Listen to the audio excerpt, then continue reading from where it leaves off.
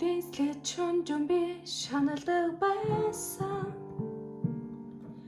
Дэрэ нэвтэртэл би хуйлдаг байсан. Дэргэд минь хэнч байгаагүйч дэндүү ихгүй нэгтэй байсан. Гэтэл бүрхийг сэмлээд үргийг шиг болсон. Гинэт бороо шиврэг шиг чи надтай ирсэн. Хизээч амсаагүй хараар намайг эдэлсэн чи. Хэлээд баруугүй урмаар чи намайг шагнасан. Бүрхийг сэмлээд үргийг шиг